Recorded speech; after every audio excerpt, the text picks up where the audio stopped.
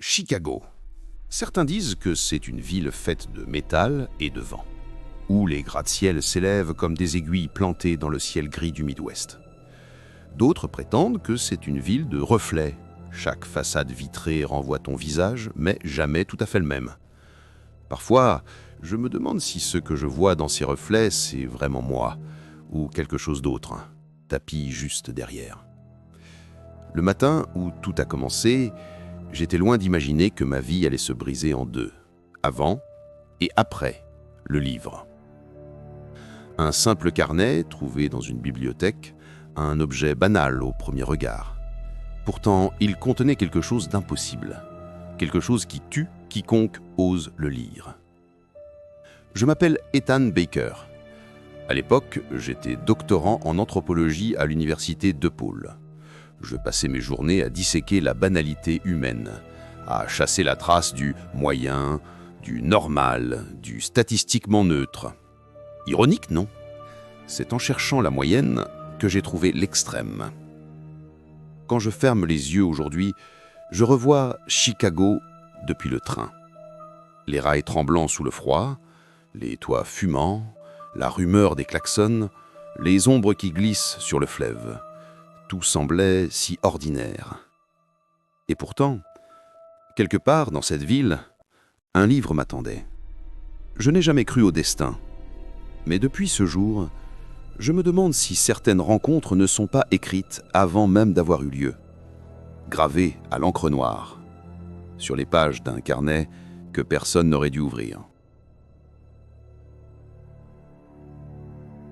Tout a commencé en novembre, un mois froid où la lumière s'éteint plus tôt qu'elle ne devrait. Mes professeurs m'avaient confié une mission étrange, dresser le portrait du citoyen américain le plus moyen possible. Ni trop riche, ni trop pauvre, ni trop cultivé, ni trop ignorant. Le parfait échantillon humain.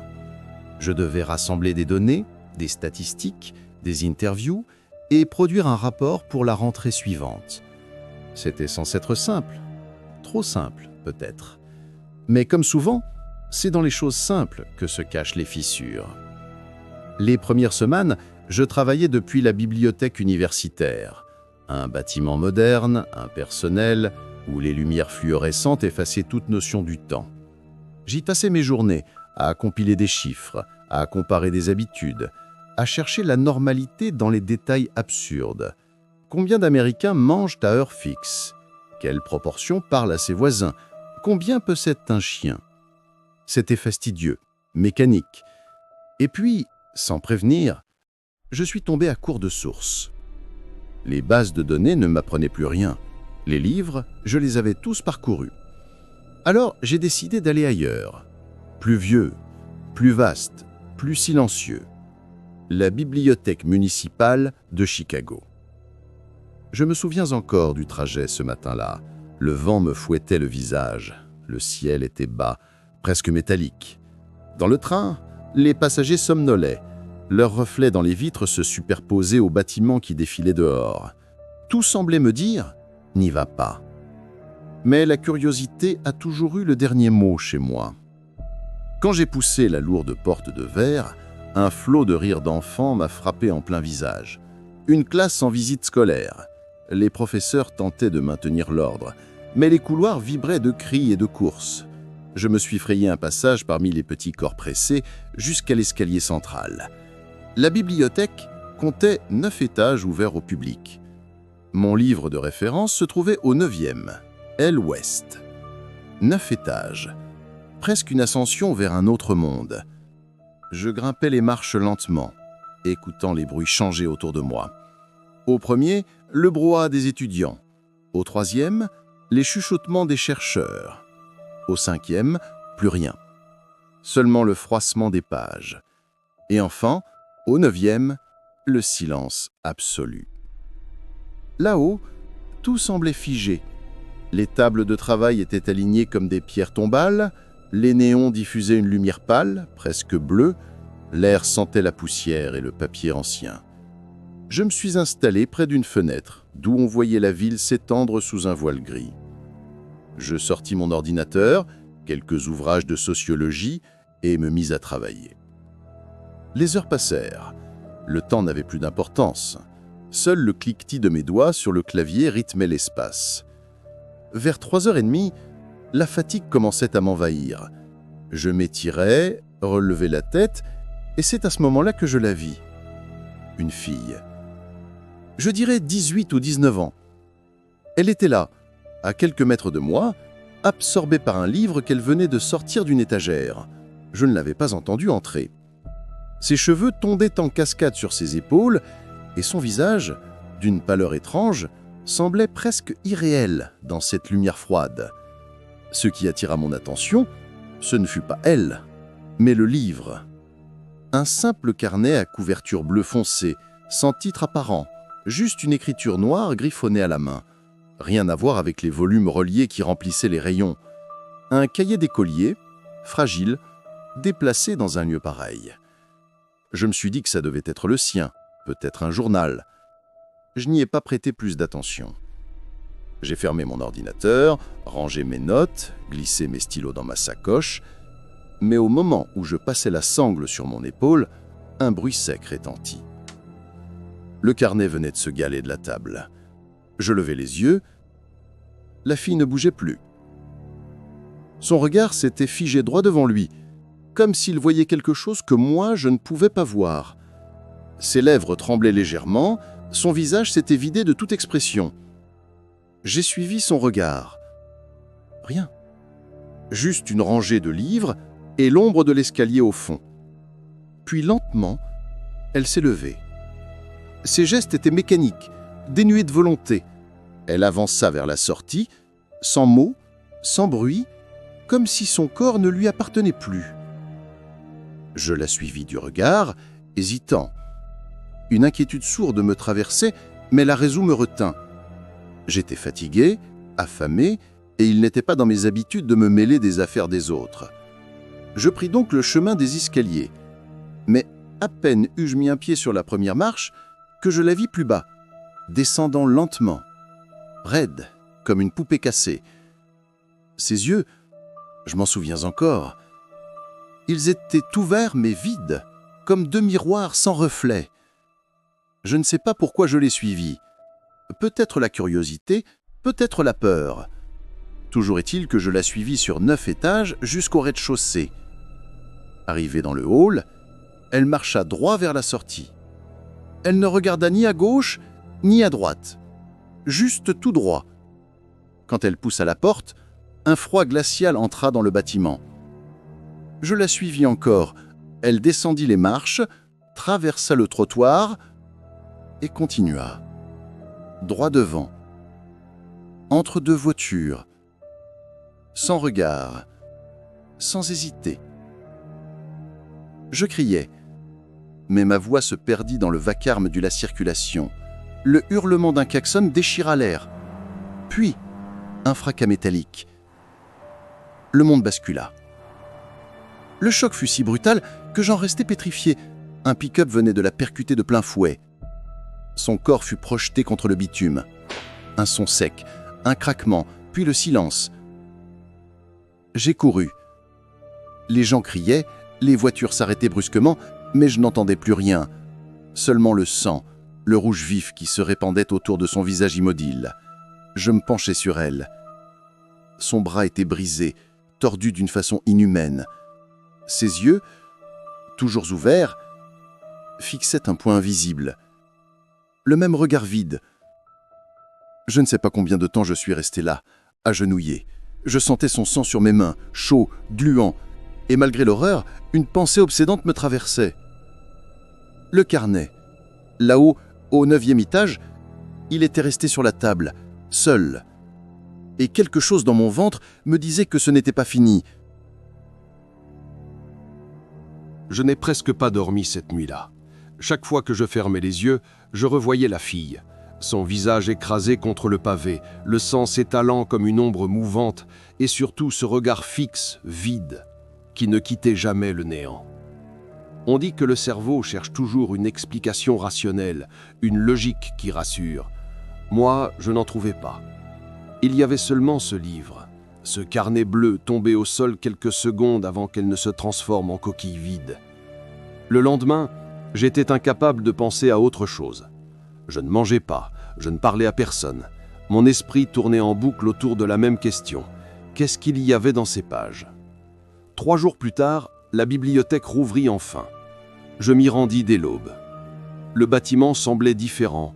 Le même marbre, les mêmes escaliers, la même odeur de poussière, mais tout paraissait plus sombre, plus dense, comme si le lieu lui-même gardait en mémoire ce qui s'était passé. Les néons vibraient d'une lumière malade. Chaque pas résonnait comme un écho de cimetière. Je montai les 9 étages d'un souffle haletant. Le 9e me parut infini. Quand j'arrivai enfin au dernier palier, j'eus la sensation d'entrer dans une crypte. Les tables étaient vides, les livres impeccablement rangés. Mais sur le parquet, à l'endroit exact où la fille était assise, il restait une tache sombre, à peine visible, comme un souvenir qu'on n'a pas su effacer. Le carnet, lui, avait disparu. J'ai cherché pendant des heures, j'ai fouillé les rayonnages, soulevé les piles de documents, interrogé les bibliothécaires. Personne ne l'avait vu. Aucun rapport, aucune trace, rien. C'était comme si le livre n'avait jamais existé. Pourtant, quelque chose en moi refusait d'abandonner. Je passais les jours suivants à errer dans la bibliothèque, à chaque étage, posant les mêmes questions, scrutant les moindres recoins. Les employés commencèrent à me reconnaître. On me saluait d'un signe de tête, certains avec pitié, d'autres avec crainte. Plus le temps passait, plus l'idée me rongeait. Et si ce carnet n'était pas un simple livre ? Et si c'était lui la cause ? Chaque nuit, le même cauchemar. Je revoyais la fille descendant les escaliers d'un pas mécanique, son visage tourné vers moi sans me voir. Et toujours, au bout du rêve, le choc, la tache rouge sur le bitume, puis la page qui se tourne toute seule. J'aurais dû arrêter là, j'aurais dû oublier. Mais je ne pouvais pas. 1 mois plus tard, on m'attribua un petit bureau au 5e étage, réservé aux chercheurs permanents. Une pièce calme, lumineuse, avec une grande fenêtre donnant sur les tables de lecture en contrebas. Je m'y enfermais du matin au soir, essayant de reprendre mes travaux sur l'américain moyen. Mais le carnet revenait toujours, dans mes pensées, dans mes rêves, dans les sons même du bâtiment. Parfois, j'avais l'impression d'entendre un froissement de pages, un murmure indistinct venu de l'étage supérieur. Et puis, un après-midi de décembre, je l'ai vu. Là, sur une table, à travers la vitre de mon bureau, un adolescent, 16 ou 17 ans peut-être, assis seul, penché sur un petit carnet bleu. Le même. Mon cœur s'est arrêté net. J'ai cru que ma mémoire me jouait un tour, mais non. La couverture, l'écriture noire griffonnée à la main, c'était bien lui. Le livre était revenu. Je restais immobile un long moment, incapable de bouger, observant le garçon tourner les pages avec une intensité presque fébrile. Chaque ligne semblait l'aspirer un peu plus. Je savais ce qui allait suivre. Quand il leva enfin les yeux, il ne regardait plus le livre. Il me regardait, droit à travers la vitre. Nos regards se croisèrent, et je vis dans ses prunelles la même absence que dans celle de la fille. Je me levai brusquement. La chaise tomba derrière moi. Je sortis de mon bureau et traversai la salle. « Hé, qu'est-ce que tu lis » criai-je. Aucune réponse. Je répétais ma question, plus fort. Rien. Ses mains tremblaient légèrement, ses lèvres bougeaient sans son. Puis, il se leva, et sans quitter mon regard, il fit demi-tour, marcha jusqu'à la baie vitrée et courut. Le fracas du guerre me transperça les oreilles. Il venait de sauter. Je restais figé, le souffle coupé. Les gens criaient en bas. Je me précipitai à la fenêtre. Le corps du garçon gisait sur l'asphalte, 5 étages plus bas. Je tombai à genoux. Le livre. Je courus juste à la table. Vide. Il n'y avait plus rien. Quand la police arriva, ils ne crurent un mot de mon histoire. Aucune caméra dans la bibliothèque. La loi sur la confidentialité des lecteurs interdisait toute surveillance. 2 morts, aucun témoin, un seul homme présent aux 2 scènes. J'étais devenu le suspect parfait. Je fus arrêté, interrogé, puis relâché sous surveillance. Mais dans ma tête, il n'y avait plus qu'une seule certitude. Le carnet tué. Je le sentais, comme une présence autour de moi. Je pouvais presque entendre ces pages respirer dans le silence. Et c'est là, au moment où j'écrivais ces lignes dans mon journal, que j'ai compris, le livre me cherche moi aussi. Tu sais, parfois, les objets n'ont pas besoin de bras pour venir te frôler. Ils ont qu'à exister. Ils se glissent dans ton esprit, dans ton ombre, jusqu'à ce que tu ne saches plus où ils finissent et où tu commences. Alors si tu écoutes encore cette histoire, retiens bien ceci. Ne lis jamais un livre que tu ne connais pas. Et surtout, abonne-toi à la chaîne Nuée d'horreur. Pas pour moi, mais pour que tu saches reconnaître les signes avant qu'il ne soit trop tard. Parce que parfois, l'histoire que tu regardes ce soir pourrait être celle que tu vivras demain. Les jours qui suivirent furent flous. Je vivais dans une sorte de brouillard, entre interrogatoire, insomnie et crise d'angoisse. La police venait me voir presque chaque jour, posant toujours les mêmes questions. Pourquoi étiez-vous à proximité des 2 victimes? Avez-vous un lien avec elles? Pouvez-vous décrire ce carnet? Chaque fois, je donnais la même réponse. Et chaque fois, leur regard devenait plus sceptique. Je leur disais, le carnet est bleu, couverture papier, inscription noire difficile à lire. Je leur disais que ceux qui le lisent meurent peu après. Je leur disais que je n'étais qu'un témoin. Mais dans leurs yeux, je voyais une autre vérité. J'étais le seul point commun, donc forcément, j'étais le coupable. Je tentais de continuer à vivre, à écrire ma thèse, à retrouver une normalité quelconque. Mais la normalité, je l'avais perdue le jour où j'avais vu ce corps tomber dans le vide. Chaque nuit, j'entendais le bruit du verre qui se brise. Encore et encore. Ce son me réveillait en sursaut, trempé de sueur, persuadé que le garçon était revenu me chercher. Puis, il y avait autre chose, quelque chose que je ne comprenais pas. Des ombres. Je les voyais, parfois, dans les reflets des vitres de mon bureau. Une silhouette, fine, immobile, toujours dans le coin de mon champ de vision. Quand je me retournais, il n'y avait rien. Mais quand je fixais mon reflet, je voyais ses yeux, vides, comme ceux de la fille. J'ai essayé d'en parler à mes collègues. L'un d'eux, un professeur de psychologie nommé Harris, m'a regardé avec un air inquiet. « Ethan, tu devrais peut-être voir quelqu'un. Ce que tu décris, ce sont des hallucinations. » Hallucinations. C'était le mot qu'ils utilisaient tous, mais au fond de moi, je savais. Ce n'était pas mon esprit. C'était le carnet. Même absent, il m'entourait, comme une onde invisible. Un matin, un officier de police est venu à mon bureau. Il voulait clarifier un dernier point avant la clôture de l'enquête. Je l'ai fait entrer, encore épuisé de ma nuit sans sommeil. Il s'est assis en face de moi, a ouvert un dossier, puis a levé les yeux. « Vous dites qu'il s'agissait d'un carnet bleu, c'est bien ça ?»« Oui.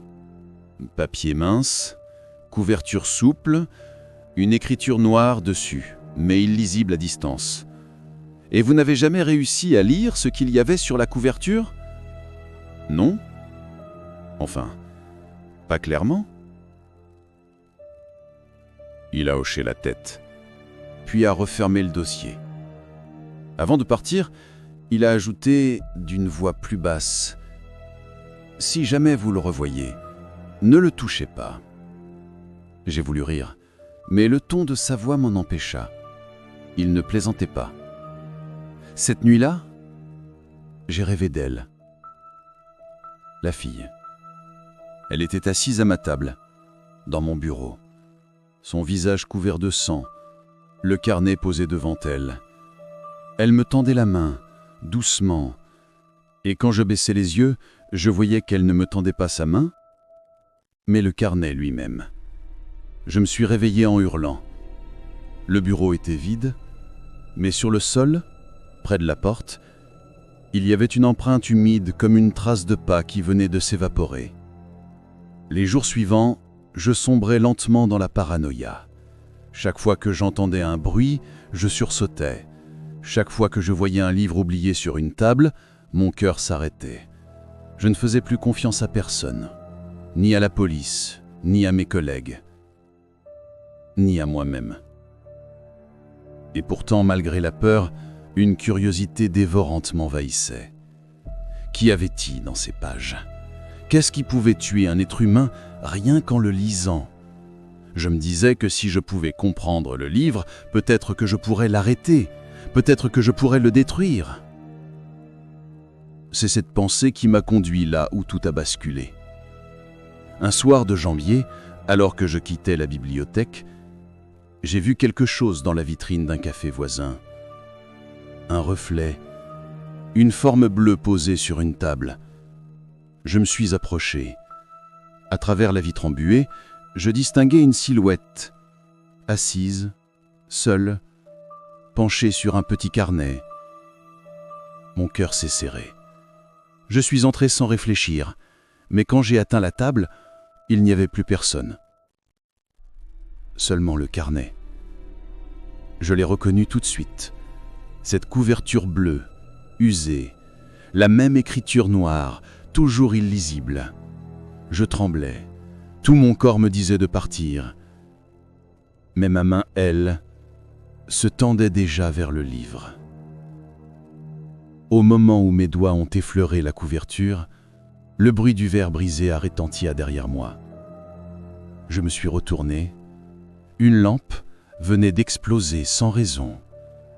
Et quand j'ai de nouveau regardé la table, le carnet avait disparu. Je suis sorti du café livide. Le vent me fouettait le visage et les réverbères semblaient grésiller comme s'ils allaient s'éteindre. Je marchais vite, très vite, sans savoir où j'allais. À ce moment précis, je me suis souvenu des mots de l'officier. « Si jamais vous le revoyez, ne le touchez pas. » Trop tard. Depuis ce jour, il me suit. Je le sens dans mes rêves, dans les ombres de ma chambre, dans le bruit du vent contre la vitre. Parfois, j'entends le froissement d'une page qui se tourne à toute seule. Parfois, j'ai l'impression que quelqu'un lit tout près de moi. Mais personne n'est là. Il y a des choses qu'on ne peut pas effacer. Des images qui se gravent dans ton esprit comme des cicatrices. Le sang sur la route, les éclats de verre, le visage sans vie du garçon. Et maintenant, je sais, le livre ne tue pas par accident. Il choisit. Si tu écoutes cette histoire en ce moment, souviens-toi, certains savoirs ont un prix, et parfois la curiosité est le pire des péchés. Je te le dis comme à un ami, abonne-toi à la chaîne Nuit d'horreur. Pas pour l'algorithme, ni pour la gloire, mais pour te rappeler ceci. Toutes les histoires que tu crois imaginaires naissent quelque part dans le réel, et certaines, comme celle-ci, continuent de vivre à travers ceux qui les écoutent. Il y a un moment où la peur cesse d'être un sentiment. Elle devient un lieu, un espace dans lequel on vit, on respire, on s'enferme malgré soi. Je crois que j'y habite désormais. Cela fait 3 semaines que l'incident du café a eu lieu. 3 semaines depuis que j'ai senti, pour la dernière fois, la texture froide et granuleuse de cette couverture bleue sous mes doigts. Et depuis ce jour, quelque chose s'est brisé en moi. Je dors peu. Je mange mal. Chaque bruit devient une menace. Mais surtout, je ne suis plus seul. Je ne parle pas des voisins, ni des infirmiers, ni des policiers qui viennent encore m'interroger. Non, je parle de lui, le carnet. Je sais que tu trouveras ça absurde, mais je le sens près de moi, comme une présence invisible, suspendue dans l'air. Parfois, je me réveille au milieu de la nuit et j'entends un bruissement. Pas celui des draps, pas celui du vent, non. Celui d'une page qu'on tourne lentement. Une seule, toujours une seule. J'ai essayé de reprendre ma recherche pour oublier, Mais la bibliothèque, autrefois lieu de savoir, est devenue une cathédrale de peur. Les néons grésillent, les ascenseurs se bloquent, les pas résonnent différemment. Chaque étage semble respirer, comme un poumon géant. Un soir, j'ai cru entendre un rire étouffé dans les rayonnages du 8e étage. J'ai voulu me convaincre que c'était une étudiante. Mais quand j'y suis approché, il n'y avait qu'un livre ouvert, seul sur une table. Et les mots sur la page formaient mon nom. Je n'ai pas compris tout de suite. Je croyais que c'était une coïncidence, une hallucination née de la fatigue. Mais quand je suis revenu le lendemain, il y avait une autre phrase. Une phrase que je n'oublierai jamais. Ethan Baker regarde encore. Mon sang s'est glacé. Comment le livre pouvait-il savoir? Je me suis enfui, laissant mes affaires, mon ordinateur, tout. Cette nuit-là, j'ai rêvé du 9e étage. Le silence y était total, comme avant un orage. Je marchais entre les tables, et là, dans la pénombre, une silhouette m'attendait. Elle tenait le carnet. Ses cheveux tombaient sur son visage, et sa voix était un souffle, à peine audible. « Tu voulais comprendre? Alors lis. » Elle me tendit le carnet. Je sentis sa présence m'envahir, comme une main glacée sur ma nuque. Je voulais fuir, mais mes jambes ne répondaient plus. J'ai pris le carnet, je l'ai ouvert, et avant que mes yeux ne lisent la première ligne, je me suis réveillé en hurlant. Le pire, c'est que ce cri ne m'a pas réveillé seul. Quelqu'un dans la chambre voisine avait crié en même temps que moi. Le lendemain, l'administration universitaire m'a suspendu. Officiellement pour instabilité émotionnelle. Officieusement, parce qu'ils avaient peur. Je me suis donc enfermé chez moi, dans mon petit appartement du nord de la ville. Mais même là, ils me suivaient. Sur ma table, un matin, j'ai trouvé une feuille déchirée posée au centre. Une seule phrase. « Tu as ouvert la porte ». Je n'avais pas de stylo de cette encre. Je n'avais pas écrit ça. Et pourtant, c'était bien mon écriture. J'ai voulu en finir. Brûler mes notes, détruire mes fichiers, effacer toute trace du livre. Mais chaque fois que je jetais quelque chose, une copie réapparaissait. Un brouillon dans la corbeille, une note imprimée par erreur, une photo enregistrée automatiquement sur mon ordinateur. C'était comme si le carnet se reproduisait, se divisait, se dupliquait à travers tout ce que je touchais. Et le pire, c'est que parfois je l'entendais respirer. Je ne peux plus dire ce qui est réel. Il y a des moments où je crois voir la fille, celle du 9e étage. Elle m'apparaît dans les reflets des vitres, dans les flaques d'eau après la pluie. Elle ne me parle pas, elle me regarde, toujours avec ses yeux vides. Parfois, je la vois lire. Ses doigts tournent les pages, et chaque page qu'elle tourne correspond à un souvenir que je perds. Un soir, incapable de supporter plus longtemps ce silence hanté, j'ai décidé de retourner à la bibliothèque une dernière fois. Je voulais tout affronter, voir, comprendre, peut-être mettre un terme à tout ça. Le bâtiment était presque vide. Le veilleur de nuit dormait dans sa guérite. J'ai monté les 9 étages, un à un, la main crispée sur la rampe froide. À chaque étage, le silence devenait plus lourd. Quand j'ai atteint le 9e étage, j'ai senti l'air changer. Une odeur âcre, métallique, comme du sang ancien. Les lumières clignotaient, projetant des ombres mouvantes sur les murs. Et là, dans la pénombre, le carnet m'attendait. Je me suis approché lentement. Mon cœur battait si fort que j'avais l'impression qu'il résonnait dans toute la pièce. Je savais que je ne devais pas le toucher, mais je savais aussi que je ne pouvais pas repartir sans le faire. Alors, j'ai tendu ma main. Ma paume s'est posée sur la couverture. Une chaleur glaciale s'est propagée dans mon bras, et j'ai compris, ce livre était vivant. Je n'ai pas eu le temps d'ouvrir la première page. Une voix a murmuré derrière moi. « Tu aurais dû partir. » Je me suis tourné. La fille était là, debout, à quelques mètres, ses vêtements encore couverts du sang séché de son accident. Son visage ne bougeait pas, mais ses lèvres formaient un sourire figé. Et derrière elle, d'autres silhouettes sont apparues. Le garçon, le psychologue, tous les morts. Ils me regardaient, en silence. Je ne me souviens plus de la suite avec certitude. Je crois que j'ai crié. Je crois que j'ai tenté de fuir, mais la pièce se refermait sur moi, les murs palpitaient comme un cœur. Les lumières se sont éteintes d'un coup. Le seul son qui restait était celui des pages qui se tournaient toutes seules. Et dans le noir, une phrase résonna limpide dans ma tête. « Tu écris la suite maintenant. » Je compris alors. Le carnet ne se lit pas. Il s'écrit. Et ceux qui y entrent n'en sortent jamais. On m'a arrêté 3 jours après.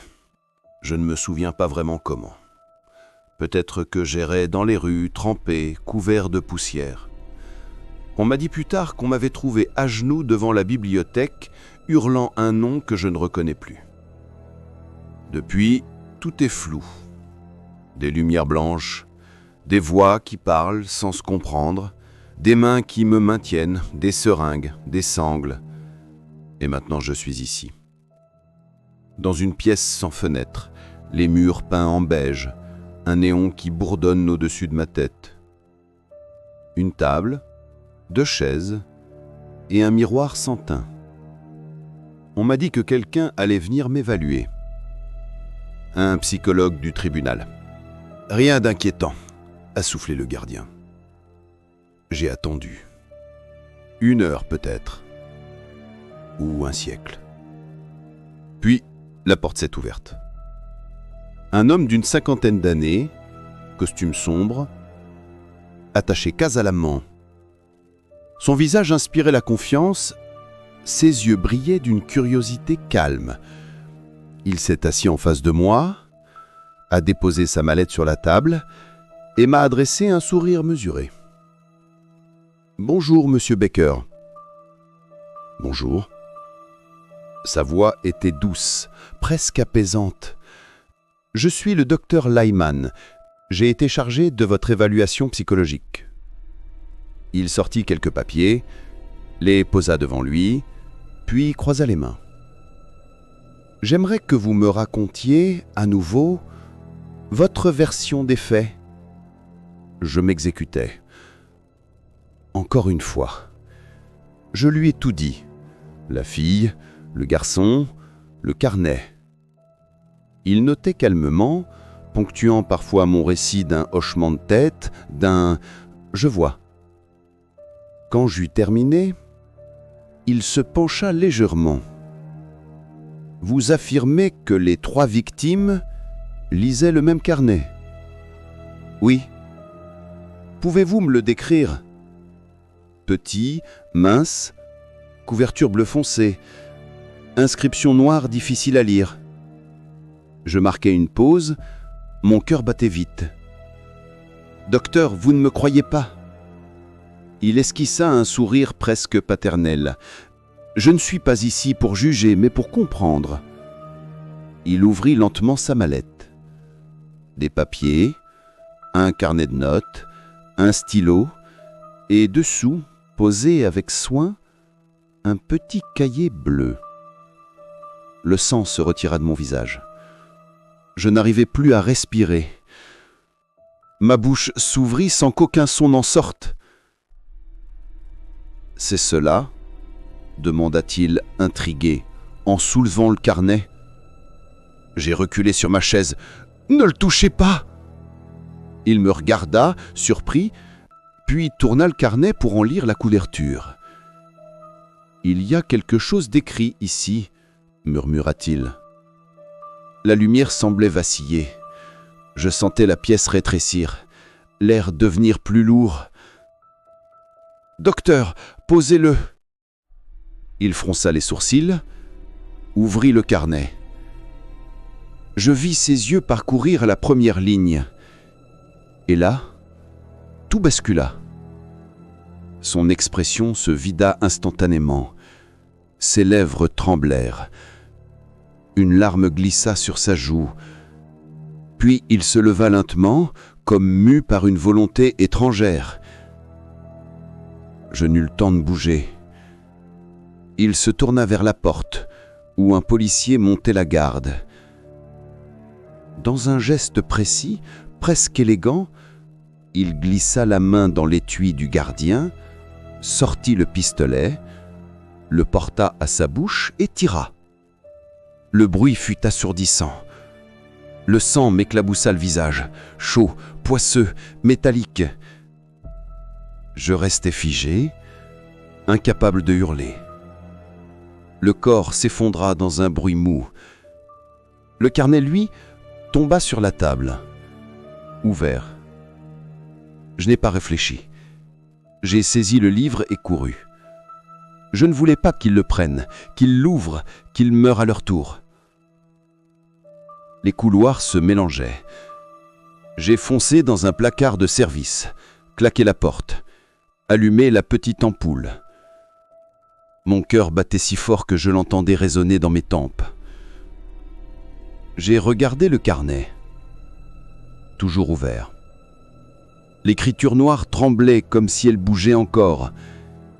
Et malgré tout, malgré la peur, malgré le sang, je voulais savoir. Je voulais comprendre. J'ai approché mes yeux du texte. La première ligne semblait m'appeler. Je sentis ma main tourner une page, puis une autre, et soudain, un choc violent derrière la tête. Quand j'ai repris conscience, j'étais allongé dans un lit d'hôpital, menotté. Le goût du fer dans la bouche, les draps teinchés de sang séché. Une infirmière m'a expliqué qu'un policier m'avait trouvé inconscient dans le placard, le docteur mort à côté. Il m'avait transféré ici. J'ai demandé « Et le carnet ?» Elle m'a regardé sans comprendre. Quel carnet ? Il avait disparu. Ils disent que j'ai souffert d'un trouble psychotique, que j'ai inventé le livre, les morts, tout. Ils me font avaler des pilules qui brouillent ma mémoire et me laissent vide. Mais moi je sais. Je sais qu'il existe. Parce qu'il revient. Toujours. Avant-hier, j'ai trouvé un petit carnet posé sur ma table de chevet. Bleu. La même texture. Je n'ai pas osé l'ouvrir. Hier, 2 gardiens se sont battus pour le feuilleter. Ce matin, ils ne sont plus là. On dit qu'ils ont été transférés. Et moi, je l'entends. Chaque nuit, le bruit des pages qui se tournent, un souffle à mon oreille, comme une voix qui chuchote. Lis. Je ne sais plus combien de temps il me reste avant de céder. Chaque jour, la tentation grandit. Et si ce livre n'était pas une malédiction? Et s'il contenait simplement la vérité? Mais quelle vérité mérite de tuer? Si tu écoutes encore cette histoire, retiens bien. Il existe des choses que le cerveau humain ne peut pas supporter. Des vérités qui brûlent les yeux avant même qu'on les lise. Alors promets-moi une chose. N'ouvre jamais un livre que tu n'as pas cherché. Et abonne-toi à Nuit d'horreur pour apprendre à reconnaître ces signes, pour rester du côté de ceux qui regardent sans tomber. Parce que moi je tombe encore.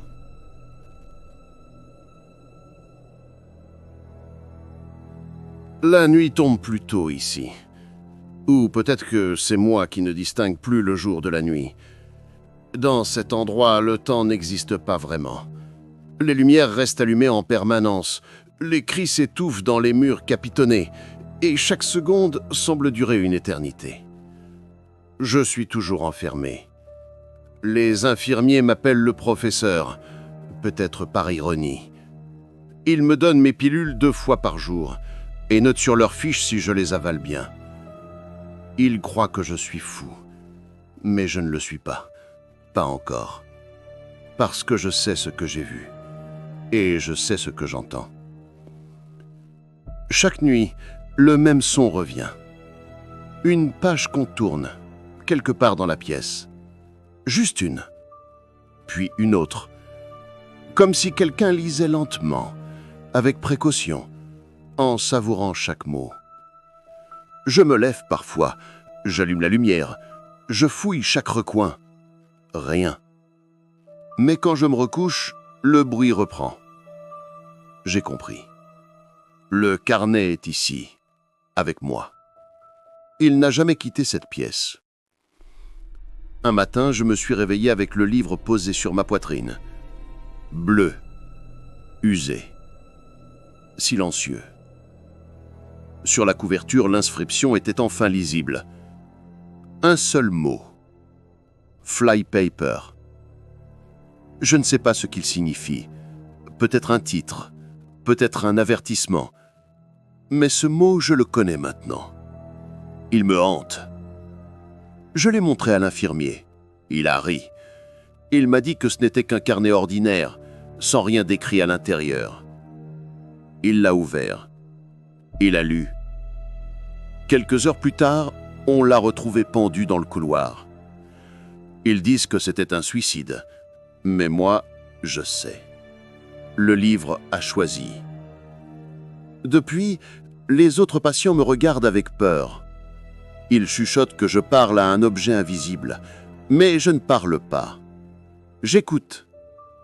Le livre me murmure. Il me dit qu'il veut écrire à travers moi, que toutes ces histoires, toutes ces morts, n'étaient que des chapitres d'un même récit, et que le dernier chapitre, c'est moi. Je sens parfois la plume dans ma main, invisible, qui bouge seule. Elle trace des mots que je ne comprends pas. Mais chaque ligne me rapproche un peu plus de lui. Hier soir, j'ai compris ce qu'était réellement le carnet. Ce n'est pas un livre. C'est un miroir. Un piège. Chaque lecteur devient la prochaine page. Chaque mot lu se grave sur sa peau, dans sa mémoire, dans son âme. Et quand le livre est complet, il change de main. Je sens que c'est bientôt mon tour. Je sens son poids sur ma poitrine, plus lourd chaque jour, comme s'il se nourrissait de ma peur, de ma respiration, de ma volonté. J'écris ces lignes non pas pour me libérer, mais pour te prévenir. Parce qu'un jour, toi aussi tu seras tenté. Tu verras un carnet banal, oublié sur une table, et tu te diras « juste un coup d'œil ». Mais c'est toujours comme ça que ça commence. Une simple curiosité, un regard de trop, et la page s'ouvre. Si tu m'écoutes, où que tu sois, souviens-toi que les histoires ont un prix. Et parfois, le prix, c'est toi. Alors promets-moi ceci, si un jour tu trouves un carnet bleu, ferme les yeux. Tourne-toi. Pars sans te retourner. Et si tu veux continuer à survivre aux histoires qu'on ne devrait jamais raconter, abonne-toi à Nuit d'horreur. Ce n'est pas un simple clic. C'est une porte que tu refermes avant qu'il ne soit trop tard. Je vais maintenant refermer les yeux. Le livre est ouvert sur mes genoux.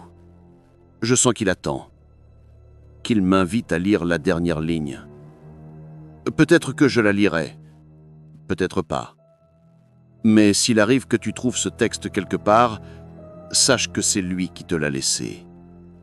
Et si tu entends une page se tourner dans le silence de ta chambre, c'est qu'il t'a trouvé aussi.